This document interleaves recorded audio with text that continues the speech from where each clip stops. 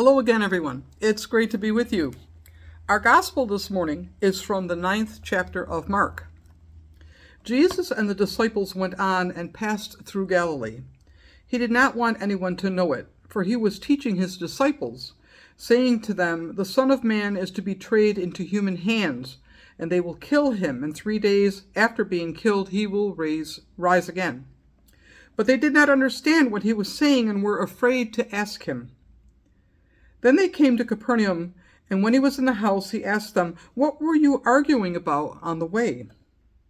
But they were silent, for on the way they had argued with one another who was the greatest. He sat down, called the 12, and said to them, "Whoever wants to be first must be last of all and servant of all." Then he took a little child and put it among them, and taking it in his arms, he said to them, "Whoever welcomes one such child in my name welcomes me, and whoever welcomes me welcomes not me, but the one who sent me." The Gospel of the Lord. Praise to you, O Christ. Whoever wants to be first must be last of all and servant of all. Now, let's be honest here. Who among us has lived their entire life with that principle foremost in their mind? I know I haven't. That's not what I see happening in my family, in my community, and certainly not in much of our country. And that's probably not what most of us were taught or told growing up. Sure, we might have heard that verse in Sunday school or church, or maybe even agreed with it. But then Monday came. For most of us, I suspect Monday greatness is about being number one, a winner, a success, top dog. It's about power, control, wealth, fame, and status. Think about it. Have you ever seen the losing Super Bowl team dancing around Monday morning with 2 fingers in the air shouting, "We're number 2, we're number 2"? Probably not, and I'm pretty sure we never will. Can you imagine a political slogan about making America last, or a servant of other countries? And who wants to be the servant of all anyway? That's for the uneducated, minorities or immigrants, and those who we can get away paying less than a living wage. At least that's how it often seems to work in the country these days. Being last and servant of all is not appealing, not what we strive for, not the greatness to which we aspire. If being great, holding the number one position, truly means being last of all and servant of all, then we have completely misunderstood what greatness is really about. That's okay. The disciples don't understand the concept any better than we do.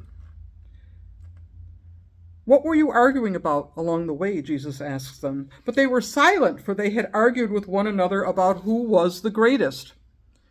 Jesus didn't get an answer to his question, only silence. It was a silence of embarrassment, of having been caught. You see, Jesus wasn't asking for his sake. He was asking for theirs. He already knew what they were arguing about.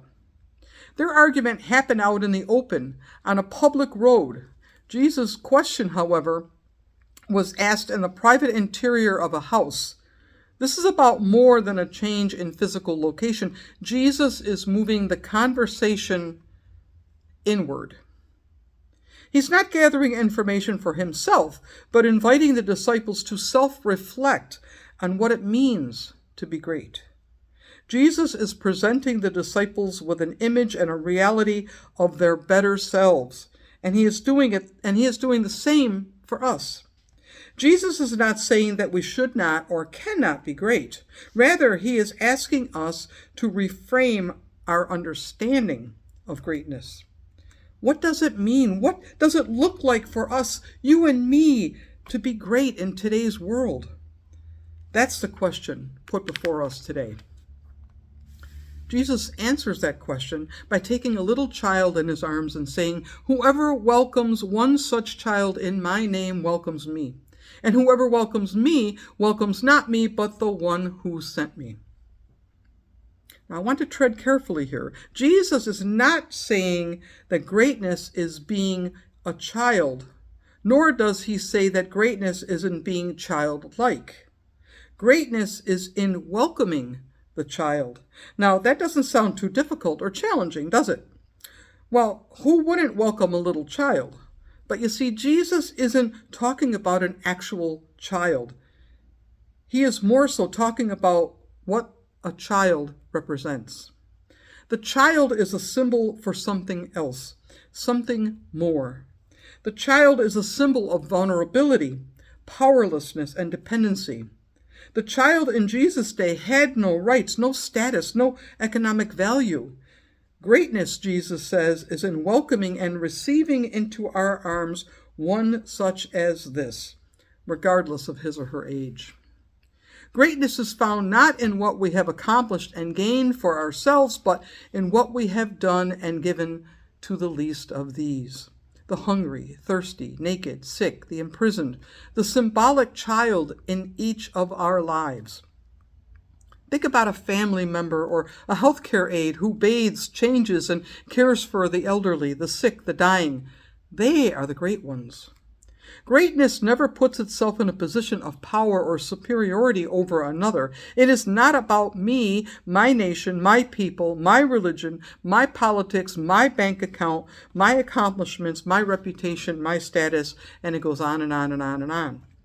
Our greatness is revealed in our service and care of others, regardless of their ability or willingness to pay, repay, or return the favor. When Jesus talks about loving even when they don't love you, doing good to those who do not do good to you, lending without expectation of repayment, and inviting to your table those who cannot invite you back, he is describing greatness. Greatness comes to us when we share with those who have nothing to share with us. Think of the young boy who shared his 5 loaves and 2 fish with the thousands of people who contributed nothing but their hunger. He was great. Greatness comes when we forgive without being asked to do so, when we refuse to carry bitterness or envy towards another, when we respond to the needs of others, when we choose love and acceptance over hatred and prejudice. Our refusal to objectify the opposite sex or to join in jokes about minorities or foreigners is an act of greatness. When we overcome fear, tear down walls, and make room for one who is different, vulnerable, or in need, then we are great. Greatness is not something to be achieved or earned. It is a quality that arises within us when our lives are in balance and we step into our better selves. That's the life Jesus offers us. That's the life I want to live. I want to be great, don't you? This kind of greatness happens in the simple, ordinary, and mundane. It often goes unnoticed and unnamed, but it's there. Greatness is always a choice set before us. You know what tomorrow is? It's Monday.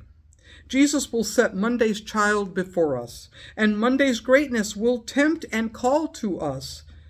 But there is another greatness, the greatness of the last and the greatness of the servant of all.